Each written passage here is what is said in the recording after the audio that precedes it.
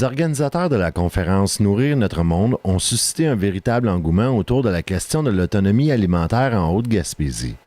Après 2 conférences qui ont été présentées à Sainte-Anne-des-Monts, c'était au tour des citoyens de l'Est de la MRC de s'exprimer sur les enjeux liés à cette question.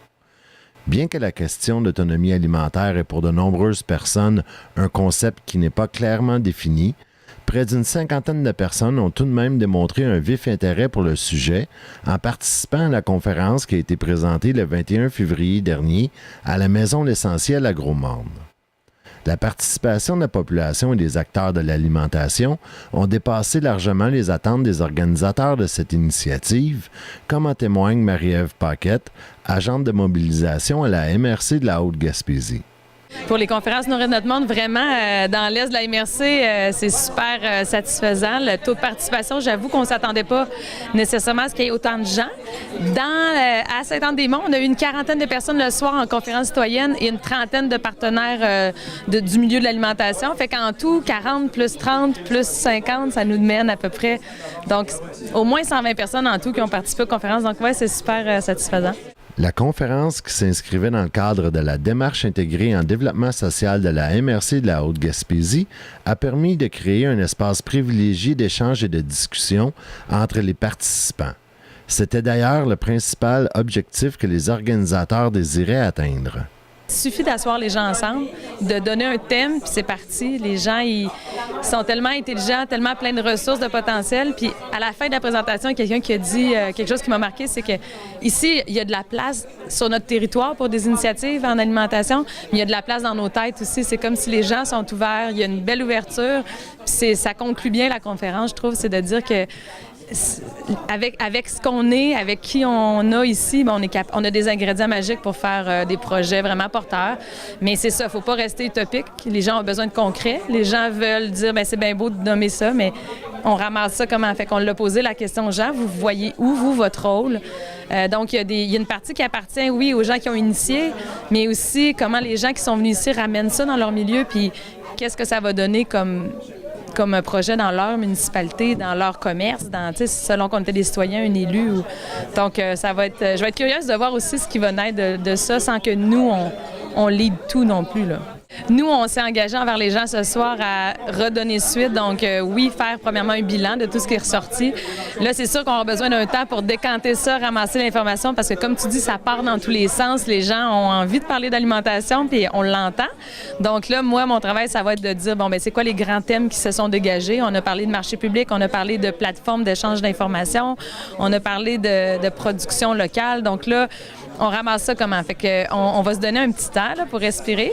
Mais déjà, par la page Nourrir notre monde, je pense qu'on va être capable d'émettre un bilan là, avec combien il y a de gens qui ont participé, faire un résumé. Puis ensuite, peut-être relancer les gens selon les sujets d'intérêt, peut-être par village. Quelle forme ça va prendre exactement, on ne peut pas le dire tout de suite, mais on travaille là-dessus. Les nombreux échanges animés qui ont été au cœur de la conférence ont notamment permis de faire connaître les différentes initiatives locales qui ont un impact positif sur l'autonomie alimentaire. Au-delà des nombreux projets qui sont porteurs de changements pour les communautés, les participants ont rapidement soulevé l'importance de l'implication citoyenne comme facteur déterminant pour l'accroissement de l'autonomie alimentaire au sein de la MRC. Ouais, ce soir, on a parlé énormément de connaissances puis de partage de connaissances. Donc, les gens qui ont des cuisines ou qui auraient envie de faire des échanges, on parlait de canage, de moyens de conservation, d'échange de denrées. Ça, c'est revenu beaucoup de dire, moi, j'ai de la rhubarbe, il y a quelqu'un qui a de l'orignal, il y a des œufs. Donc, d'essayer de dire, moi, qu'est-ce que j'ai puis qu'est-ce que j'ai à partager, ça, c'est une chose. Mais aussi, peut-être au niveau de s'impliquer. Donc, il y en a qui auraient envie de faire du bénévolat.